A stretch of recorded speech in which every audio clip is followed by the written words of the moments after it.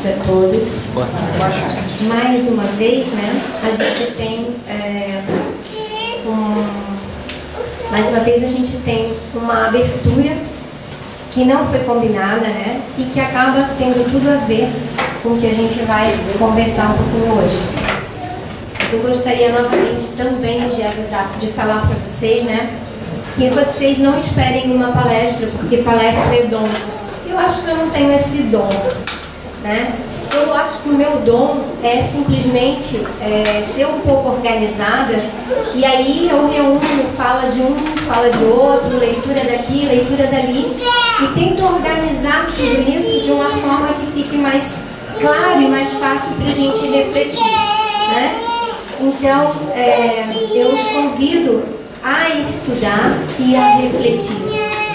Então, de antemão também, com esse convite de reflexão, eu tenho que pedir desculpas já antecipadamente para vocês, porque eu sei que às vezes eu sou um pouco provocativa, né?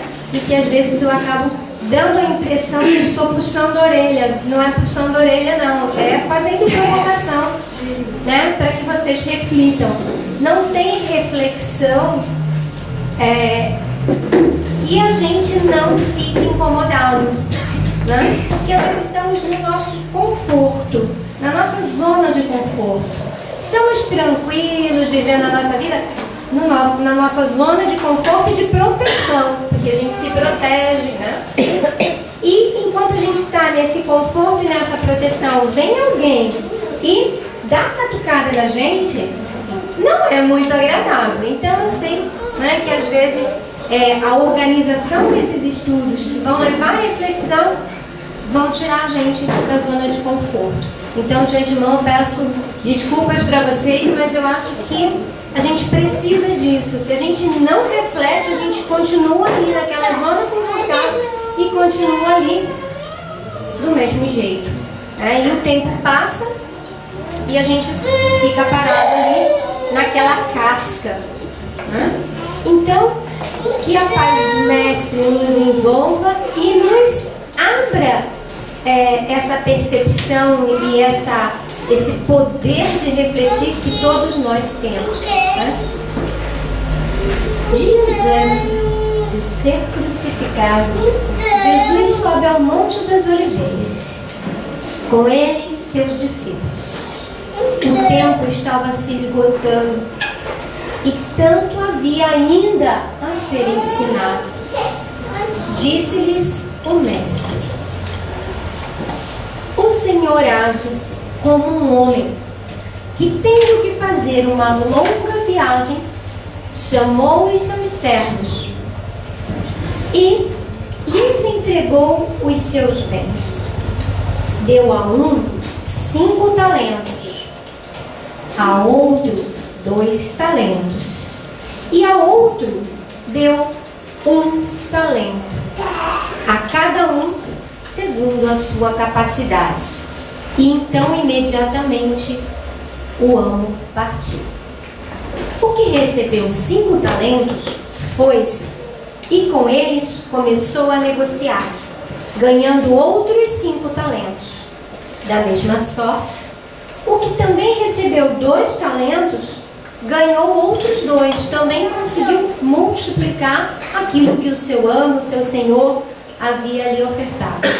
Mas o que havia recebido apenas 1 talento, indo-se com ele, cavou na terra e escondeu ali o dinheiro do seu senhor. Passado um longo tempo, veio o senhor de volta. E o senhor chamou seus servos a prestar contas.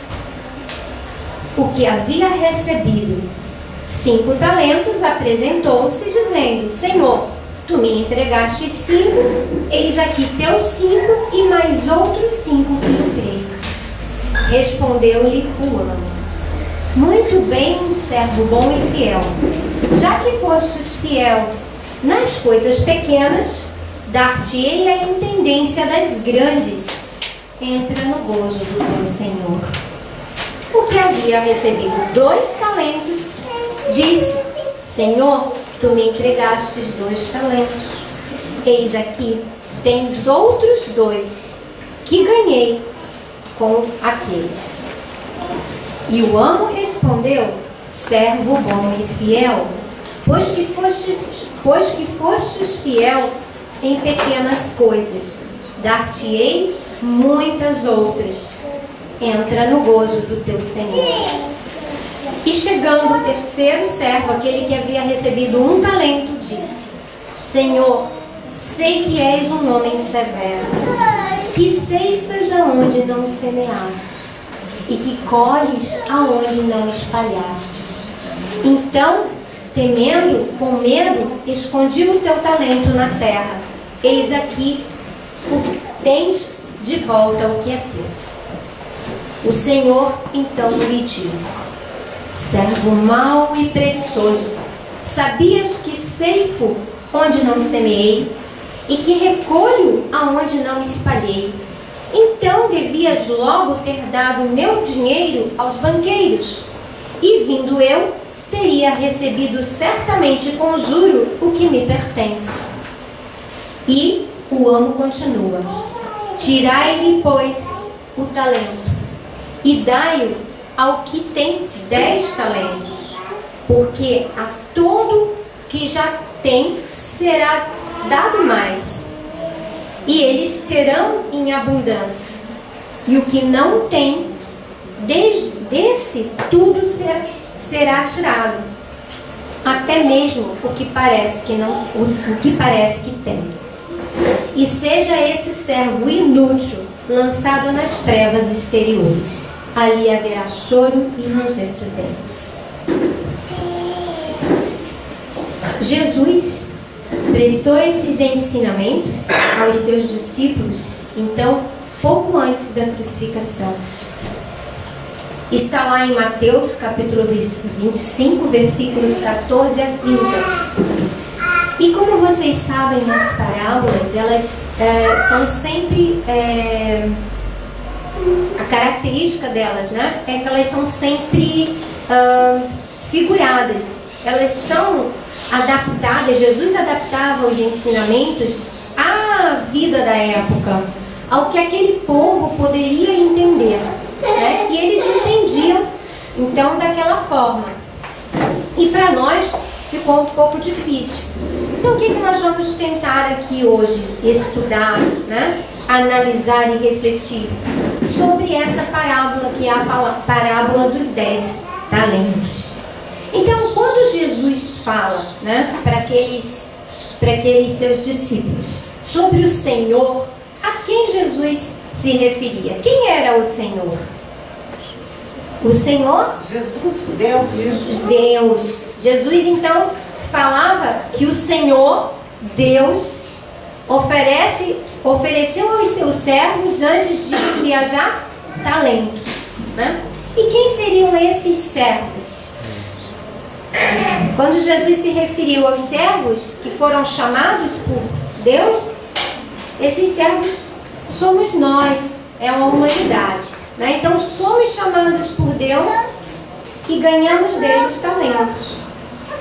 Talento, por coincidência, que não é coincidência, né? Porque Jesus sabia muito bem o que estava fazendo e os seus ensinamentos são valiosos. Talento era o nome da moeda que era usada na época. Mas na parábola simboliza muito mais do que a moeda, né? Simboliza os bens e os recursos que a providência divina nos oferece. E cada um de nós, com certeza, sabe quais são os seus dons e quais são os seus talentos. Todos nós os temos, né? Então, quando Jesus se referia ao tempo, né, que os servos tiveram para movimentar aqueles talentos, para fazer aqueles talentos dobrarem, Jesus se referia à nossa existência, ou seja, à encarnação. E é assim que acontece, né?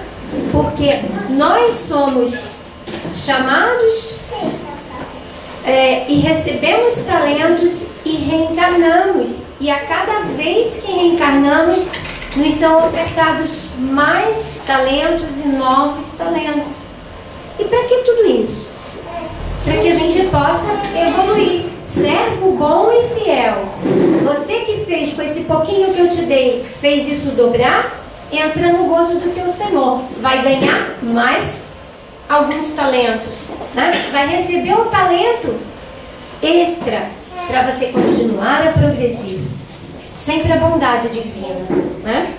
Mas por que o Senhor deu 5 talentos para um, 2 para outro, e o pobrezinho lá, outro ganhou só um talento? Será o Senhor injusto? Né? Quando nós olhamos na vida diária, né, nós percebemos grande diversidade de situações. Tá certo isso? Então, desde que o mundo é mundo, a gente encontra diferenças. Tem pessoas que estão aqui na Terra doentes, outras saudáveis. Tem uns que já nascem doentes, né? Uns são cultos, outros analfabetos. Uns têm dinheiro, outros não têm. Pobre ninguém é, né? Porque somos filhos de Deus, não somos pobres. Somos sem dinheiro às vezes. Às vezes temos fases sem dinheiro, fases com dinheiro. Não é assim na vida? Tanto na nossa própria vida a gente tem estágios, quanto se a gente se comparar, que a gente gosta muito de comparar, né? A gente vê diversas situações. E por isso Deus é injusto? Não, né? Jesus já deixou isso claro na própria parábola. Quando ele ensinou a parábola, ele já explicou isso. Que o Senhor distribuiu a cada um segundo as suas capacidades, né? Logo, a distribuição de talentos e essa quantidade aparentemente desigual, ela não é desigual. É porque Deus sabe que não pode dar pra gente mais do que a gente pode lhe dar, né? Muitas vezes a pessoa nunca, por mais que ela trabalhe, ela consegue ter muito dinheiro no bolso. Por mais que ela trabalhe. Mas que injustiça de Deus. Não, Deus sabe que se ela tiver muito dinheiro no bolso, ela vai aprontar. Então ela nunca vai ter muito, né? E às vezes isso está acontecendo com a gente não quer ver, né? A gente não quer ver. Poxa, mas eu não tenho sorte, eu estudo e não passo no concurso, eu estudo e não progrido, né? O teu talento tem que ser outro. Se você tiver muito dinheiro, você vai se perder na tua missão, naquilo que você precisa fazer. De repente você precisa ser apenas uma ótima, uma excelente costureira, bordadeira.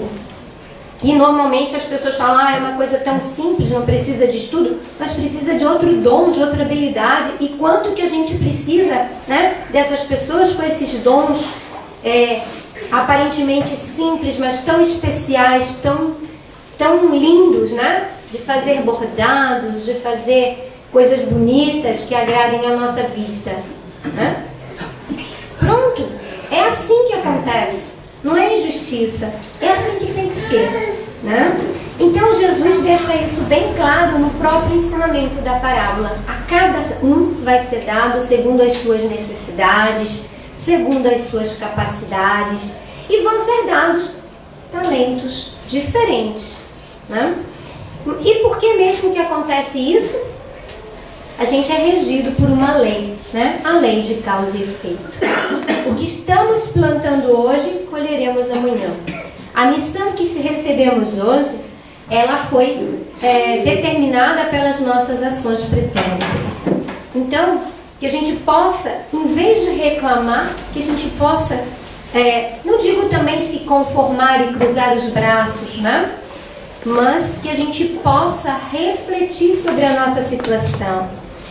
E às vezes a gente sabe o que a gente tem que fazer e a gente quer o contrário, a gente não quer aquilo que a gente tem habilidade. Vamos ficar nesse exemplo, né, de uma bordadeira, de uma costureira, de uma pessoa que tem habilidades manuais, né, fantásticas. E a pessoa sabe que aquilo ela sabe fazer, que ela sabe aquilo muito bem, mas ela se nega a fazer aquilo. Eu não quero fazer isso.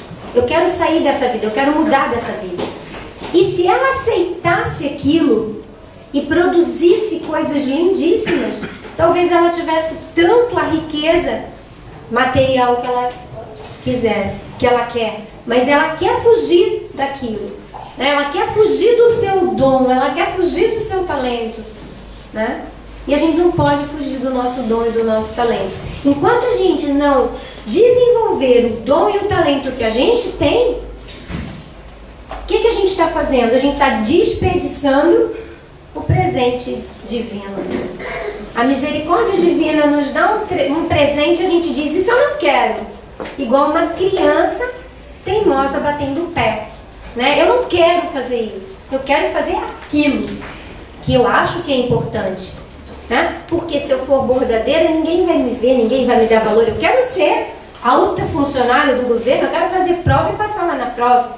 Então eu vou dando esses exemplos materiais, né, para que vocês entendam e reflitam se vocês não têm feito isso na vida de vocês de alguma forma, né? Então, os 2 primeiros servos receberam 5 e 2 talentos respectivamente. E isso representa, né, que eles já eram homens que sabiam cumprir um pouquinho, pelo menos, os deveres de Deus, né, os deveres aqui na terra. Eles devolvendo então os dons que Deus os deu, a misericórdia do Pai concedida a eles, aumentando isso em forma, né, de alguma forma, aumentando isso, fazendo bem para o planeta que ele vive, né? Então, esses 2 servos, eles já estavam preparados para receber, respectivamente, 5 e 2 talentos. O terceiro servo, ele não estava preparado. Então, cada vez, né, que a gente recebe esses talentos e multiplica esses talentos, a gente vai entrando na graça do Senhor e vai recebendo mais responsabilidades. E aí a gente tem um outro entrave que a gente não percebe que a gente faz. Um outro movimento que a gente não se dá conta de que a gente faz. A gente sabe que se a gente recebeu muito, a gente também vai ter que dar muito, né? Tem um ensinamento de Jesus que também diz isso. Muito será pedido a quem muito foi dado. Verdade? Então, a gente fala assim, ó, sem perceber, né? Isso, sem que a gente note, a gente faz isso. É um movimento que a gente faz constantemente, né? Ah, tá tão bom assim, desse jeito, né? Vou ficar assim mesmo. Ah, não vou me esforçar mais. Pra quê? Tá bom assim, né? Se eu me esforçar muito, imagine quanto que eu vou ter que trabalhar em troca, né? Quanto que eu vou ter que perguntar pra mim, como foi aqui lido no começo, né? Eu tenho que perguntar, o que eu tô fazendo, né?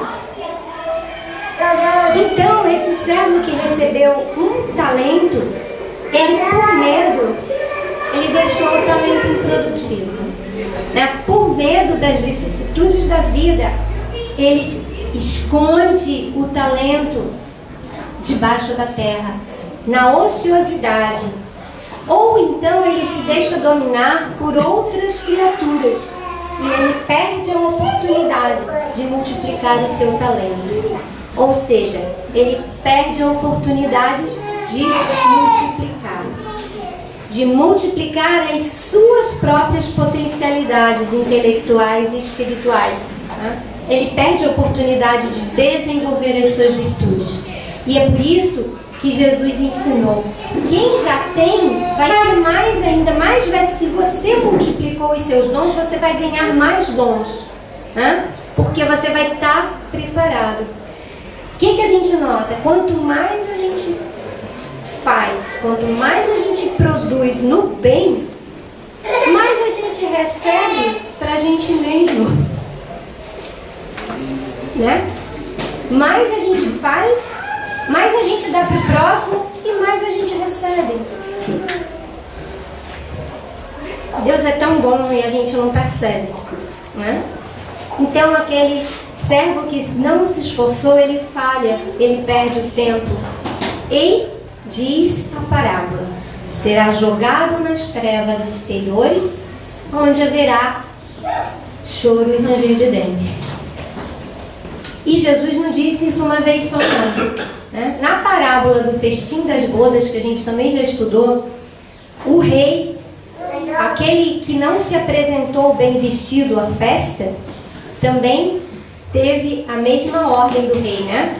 Que ele seja jogado às trevas, onde tem choro e ranger de dentes. Ai, mas Deus é mau. Será? Não, né, gente? A gente tem que reparar aquilo que a gente fez, a gente tem que evoluir. Ou a gente vai ficar sempre patinando, Deus sempre dando alguma coisa pra gente e a gente sempre jogando fora. Então tem que ter uma hora que a gente vai ser, esse ser jogado às trevas exteriores, simboliza a gente deixar a nossa verdadeira pátria, deixar a nossa verdadeira vida, que é o mundo espiritual, que é muito maravilhoso, e vir para um planeta, que pode ser esse ou outro, mas vir para um planeta cerceado por um corpo, trabalhar, né? E, claro, quando a gente perdeu o tempo e que a gente tem que recuperar tempo, o trabalho não é pequeno, né? A gente pensa isso na nossa vida da agora, né? Quando a gente perde o ônibus, a gente tem que sair correndo atrás dele, não é? Então, é só perceber o movimento da vida, né? Não perca tempo, né? O conceito igualitário e absoluto é impossível nesse mundo que a gente vive, né? O planeta Terra é um planeta escola, é um planeta de regeneração. Então a gente tem heterogeneidade de tendências, de sentimentos, de posições evolutivas. Aqui se encontram espíritos nas mais diferentes faixas vibratórias, que vivem e convivem juntos. Para quê? Para que um ajude o outro, para que o talento de um toque o outro. O talento do bordado, das mãos delicadas, das mãos de fada, daquela costureira, bordadeira, sei lá, assim, que trabalha com a beleza, desenvolve o talento, a emoção daquele outro ser, né? Que precisa olhar aquilo e se encantar para amolecer seu coração. É o talento de um despertando o talento do outro, né? A fraternidade, essa frase não é minha, gente, prestem atenção. Eu apenas absorvi essa frase porque eu achei lindíssima e achei que é o fecho aqui para o nosso trabalho. A fraternidade é a lei da assistência mútua e é a lei da solidariedade comum. Sem ela, sem a fraternidade, todo o progresso no planeta seria praticamente impossível. E o que é essa fraternidade, né? Podemos traduzir a fraternidade em cooperação sincera e legítima em todas as áreas da vida, né? Dentro da casa espírita, mas também fora, né? Porque quando a gente fala em fraternidade, em ajudar o próximo, em caridade, a gente só pensa que é aqui. Não é aqui não, é 24 horas. Lá fora é muito mais tempo do que o tempo que a gente passa aqui, né? Então, em toda a cooperação verdadeira, o personalismo não pode predominar. Ou seja, eu tenho que deixar a minha personalidade, o meu ego, descer, né? Abaixar a cabeça. Pois quem coopera, cede. Cede sempre alguma coisa de si mesmo, dando testemunho de abnegação, sem o qual a fraternidade não se manifesta, né? Se assim é, podemos dizer que a fraternidade e a caridade são irmãs. Sim, podemos dizer. E quando a gente é fraterno e caridoso, volto a repetir, vou frisar, né? A gente precisa diminuir o ego, precisa abaixar a cabeça, né? Não é só aqui dentro. A caridade maior é aquela lá fora, lá na nossa casa, né? Com aqueles que a gente tem que sentar à mesa e conviver com eles todos os dias, né? E aqui mais um ensinamento tradicional, o ensinamento da nossa doutrina, né? Que fora da caridade não há salvação. Esse fora da caridade não há salvação, a gente tem que entender dessa forma ampla, né?